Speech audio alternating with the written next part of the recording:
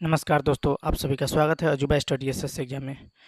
आज हम लोग रेलवे बैच के परसेंटेज का सवाल नंबर 11 करने चल रहे हैं। तो सवाल नंबर 11 क्या कहता है मेरे भाई, इसको देखते हैं। सवाल नंबर 11 कहता है एक राशि के 32% के 40% का 60% 432 रुपये है, तो राशि क्या है। तो मेरे भाई इसको बहुत ही आसान तरीके से सॉल्व करेंगे। एक राशि तो वो राशि एक्स ले लीजिए, एक्स का 32% मतलब 32/100 करेंगे, का 40% 40/100 करेंगे, का 60% कितना है मेरे भाई 432 है। कितना है 432 है। अब इसको हम लोग सॉल्व करेंगे, थोड़ा सा कम्प्लेक्स होगा। एक जीरो से एक जीरो चला जाएगा और 4 से 100 25 बार में जाएगा और 6 से इसको डिवाइड करेंगे तो 6 42 6 दूना 12, यानी मेरे भाई इसको 4 से करेंगे तो 8 चौका 32, 4 से 25 बार में जाएगा। अब मेरे भाई 8 से 9 बार में जाएगा, 9 8 72 हो जाएगा, तो 25 25 6 से 25 हो जाएगा और 625 में 9 से मल्टीप्लाई कर देंगे मेरे भाई, तो आपका आंसर आ जाएगा 56 25। कितना आ जाएगा 56 25, जो करेक्ट आंसर ए होगा। उम्मीद करता हूँ आपको वीडियो समझ में आया होगा। तो सवाल नंबर 12 की तरफ चलते हैं। सवाल नंबर 12 कहता है मेरे भाई किसी संख्या के इतना परसेंट का 60% का 80% का 25% कितना है 4617 है, उस संख्या का 40% क्या होगा। तो मेरे भाई इसको हम लोग सबसे पहले क्या करेंगे, फ्रैक्शन में इसको रख लेंगे। तो 66, ये जो दिया हुआ है 66.67%, इसका फ्रैक्शन में वैल्यू मेरे भाई कितना हो जाता है 2/3 हो जाता है। कितना हो जाता है 2/3 हो जाता है। और 25% का जो वैल्यू होता है मेरे भाई वो होता है 1/4। इसी तरह 80% का वैल्यू होता है फ्रैक्शन में मेरे भाई 4/5। और 40% का जो वैल्यू होता है मेरे भाई 40% का वैल्यू होता है 2/5। ये मेरा फ्रैक्शन में वैल्यू है, इसको आप याद भी कर सकते हैं मेरे भाई। तो आप प्रयास कीजिए अधिक से अधिक याद रहे ये वाला। अब मेरे भाई इसको हम सॉल्व करते हैं और देखते हैं। जैसे कहता है किसी संख्या का 66.67, तो इसका वैल्यू दे रखा है 2.3, 2/3 तो 2/3 कर लिए, फिर मल्टीप्लाई। अब दे रखा है 60%, तो 60 का वैल्यू क्या होता है 3/5 होता है। क्या होता है 3/5 होता है। फिर 80%, 80% का जो वैल्यू होता है फ्रैक्शन में वो होता है 4/5, 4/5। फिर जो है 20%, तो 20% का वैल्यू होता है 1/4। कितना होता है 1/4। अब इन सारे का वैल्यू दे रखा है 4617। ठीक है। अब इसको मेरे भाई जब सिंप्लीफाई हम करते हैं तो सारे को सिंप्लीफाई करने के बाद 115 425 और बट्टा में 2 आता है। आप इसको चाहे तो सिंप्लीफाई अच्छी तरीके से कर सकते हैं। तो इसको जब सिंप्लीफाई करेंगे मेरे भाई तो आएगा 23085, जो करेक्ट आंसर ए होगा। मेरे भाई इस तरह के बहुत सारे कॉम्प्लेक्स क्वेश्चन मिलते हैं, तो फ्रैक्शन में वैल्यू याद रखेंगे तुरंत बन जाएगा। क्वेश्चन नंबर 13 की तरफ चलते हैं। क्वेश्चन नंबर 13 कहता है 75 सेंटीमीटर 3 मीटर का कितना प्रतिशत है। तो मेरे भाई जैसे 75 सेंटीमीटर कहता है तो 3 मीटर का पहले वैल्यू समझेंगे। 3 मीटर का मतलब होता है 300 सेंटीमीटर। कितना होता है 300 सेंटीमीटर। अब परसेंटेज निकाल लेना है मेरे भाई। तो 75%, कितना 75%, 300 का यानी 3 मीटर का तो 300 सेंटीमीटर, और परसेंटेज में बदलना है तो 100 से गुना कर दें। 2 जीरो से 2 जीरो चल जाएगा, 3 से 75 25 बार में जाएगा, यानी 25% इसका करेक्ट आंसर हो जाएगा, जो ऑप्शन डी है। क्वेश्चन नंबर 14 की तरफ हम लोग चलते हैं। क्वेश्चन नंबर 14 क्या कहता है 7.2 किलोग्राम। कितना है 7.2 किलोग्राम। इतना किलोग्राम है 7.2 किलोग्राम। 18 ग्राम कितना प्रतिशत है। तो किलोग्राम है मेरे भाई, इसको पहले ग्राम में बदलेंगे तो 720 ग्राम हो जाएगा। कितना हो जाएगा 720 ग्राम, नहीं सॉरी 7200 ग्राम हो जाएगा। कितना हो जाएगा 7200 ग्राम हो जाएगा। अब कहता है इसका 18 ग्राम कितना प्रतिशत है। तो 18 ऊपर में रखेंगे, जिससे कंपेयर कर रहे हैं उसको नीचे रखेंगे। तो 7200, और चूंकि परसेंटेज में बदलना है तो 100 से क्या करेंगे मल्टीप्लाई हम कर लेंगे। तो 2 जीरो से 2 जीरो चला जाएगा, 18 चौका 72। कितना हो जाएगा 18 चौका 72। तो परसेंटेज में इसका वैल्यू होगा 0.25%, जो ऑप्शन डी करेक्ट है। चलिए सवाल नंबर 15 की तरफ हम लोग चलते हैं। 1 घंटे का 1 मिनट 12 सेकंड कितना प्रतिशत है। तो मेरे भाई 1 घंटे का मतलब क्या होता है 60 मिनट। कितना होता है 1 घंटे का मतलब 60 मिनट होता है, और 1 मिनट 12 सेकेंड है। कितना है? 12 सेकेंड है। तो 1 मिनट मेरे भाई कितना का होता है? 60 सेकेंड के बराबर होता है। कितना का? 60 सेकेंड के बराबर होता है। तो 72 सेकेंड हो जाएगा। कितना हो जाएगा मेरे भाई? 72 सेकेंड हो जाएगा। टोटल कितना हो जाएगा? 72 सेकेंड हो जाएगा। नहीं, या इसको फ्रैक्शन में हम तोड़ना चाहते हैं तो 1 प्लस 12/60 कर देंगे तो 5 बार में जाएगा, यानी 6/5 फ्रैक्शन में इसका वैल्यू हो जाएगा। अब मेरे भाई इसको क्या करते हैं? सॉल्व करते हैं परसेंटेज में बदलने के लिए। तो परसेंटेज में बदलेंगे मेरे भाई तो 6/5 हो जाएगा, और चूँकि 1 घंटा 60 मिनट के बराबर होता है तो यहाँ 60 लिखेंगे, ठीक है। और परसेंटेज में बदलने के लिए 100 से क्या करेंगे? मल्टीप्लाई कर देंगे, तो ये आपका करेक्ट आंसर हो जाएगा। तो चलिए करते हैं। ए 6 से 60 10 बार में जाएगा, ए 10 बार में जाएगा, और 5 से ए 2 बार में जाएगा, यानी इसका करेक्ट आंसर होगा 2%। मेरे भाई ये रेलवे बैच चल रहा है और उम्मीद करता हूँ आपको काफ़ी अच्छा सा समझ में आता होगा।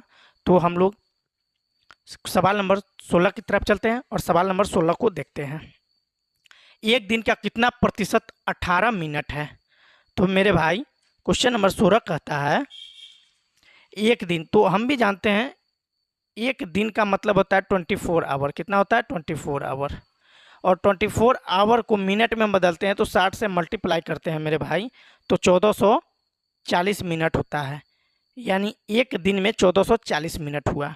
अब इसको परसेंटेज में बदलना है। किस में बदलना है? परसेंटेज में। 18 मिनट, तो एक दिन का मतलब क्या हुआ? 1440 मिनट, और 18 मिनट को किससे कंपेयर करना है? 1440 मिनट से। 100 से मल्टीप्लाई कर देंगे मेरे भाई। अब 18 से 144 8 बार में जाएगा, और 80 हो जाएगा, 1 जीरो से 1 जीरो जाएगा। आप 10 बटे आपका 8 आता है, और इसको जब सिंप्लीफाई करते हैं मेरे भाई तो आपका करेक्ट आंसर होता है 1.25, जो ऑप्शन ए है। चलिए क्वेश्चन नंबर 17 की तरफ बिना टाइम गवाए हम लोग चलते हैं। ये सारे के सारे क्वेश्चन प्रीवियस ईयर में पूछा हुआ है और ये आने की ज़्यादा चांसेस है, इसलिए हम कम से कम समय में अधिक से अधिक क्वेश्चन को सॉल्व करें। इसलिए आप लोग मेरे चैनल को सब्सक्राइब करें और वीडियो को लाइक करना ना भूलें। तो क्वेश्चन नंबर 17 की तरफ हम लोग चलते हैं और क्वेश्चन नंबर 17 को हम सॉल्व करते हैं। क्वेश्चन नंबर 17 कहता है एक दिन का कितना प्रतिशत 3 घंटा है? 3 घंटा एक दिन का कितना प्रतिशत है? तो एक दिन बराबर मेरे भाई क्या होता है? 24 घंटा होता है। कितना होता है? 24 घंटा होता है। तो 3 घंटे को प्रतिशत में बदलना नहीं, तो 3/24 कर देंगे, परसेंटेज इक्वल, और चूंकि परसेंटेज में बदलना है तो 100 से क्या करेंगे? मल्टीप्लाई हम कर देंगे। अब मेरे भाई ये 3 से 8 बार में 24 जाएगा, और ये आपका 4 से 2 बार में जाएगा, और ये 4 से 25 बार में जाएगा। तो ये होता है 25/2, यानी इसका मतलब हुआ 12.1/2%, जो ऑप्शन आपका बी है।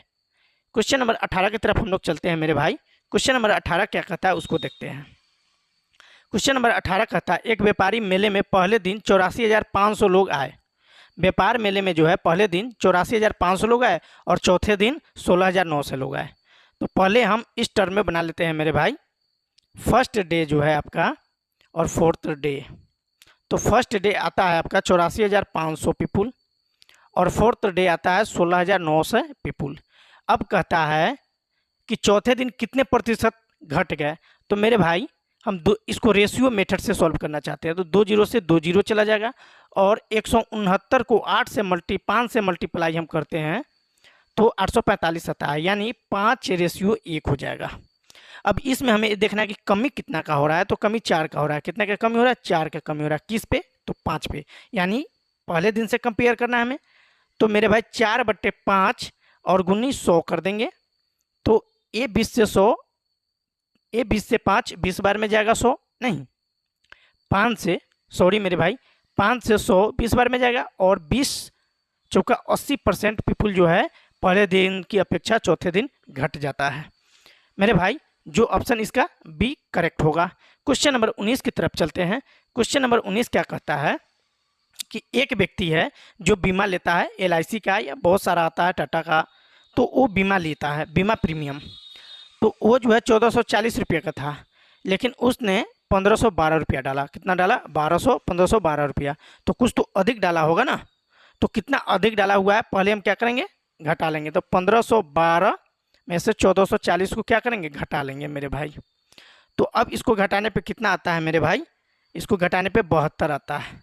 और चूंकि इसको परसेंटेज में बदलना है हमें, तो डालना कितना था? 1440, जबकि डाल दिए 1512 रुपया। तो 72 रुपया अधिक डाल दिए।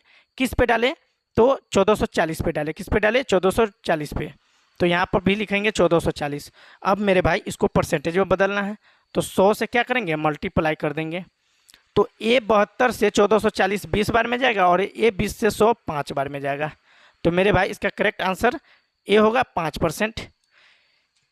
और क्वेश्चन नंबर 20 की तरफ हम लोग चलते हैं। क्वेश्चन नंबर 20 देखने में बहुत बड़ा लग रहा है, लेकिन इसका आंसर बहुत छोटा होगा।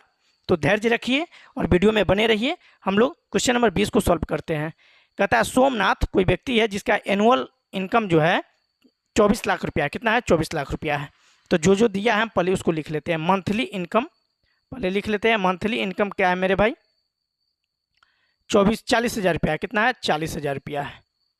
और उसका एनुअल इनकम जो है वो कितना दे रखा है मेरे भाई? 24 पे 5 जीरो दे रखा है। 1 2 3 4 5 जीरो दे रखा है नहीं। तो कहता है उसकी मासिक आय का कितना प्रतिशत ईएमआई पर खर्च किया जाता है। तो एक महीने का 40,000 है, तो मेरे भाई 24 महीने का क्या हो जाएगा? एक महीना का 1 मंथ का 40,000 रुपया है। तो मेरे भाई 12 महीना यानी 1 साल का कितना हो जाएगा? तो 12 चौका 48, 4,80,000 रुपया हो जाएगा। अब कहता है इसका इतना एनुअल फी डालता है, जबकि एनुअल इनकम कितना है? 24 लाख रुपया है। तो अब परसेंटेज में इसको कन्वर्ट कर देना है। तो मेरे भाई परसेंटेज में बदलने के लिए क्या करते हैं? पहले ऊपर वाला इसको मंथली इनकम को लिए एनुअल इनकम को, ये एनुअल हो गया, 1 साल का इनकम हो गया।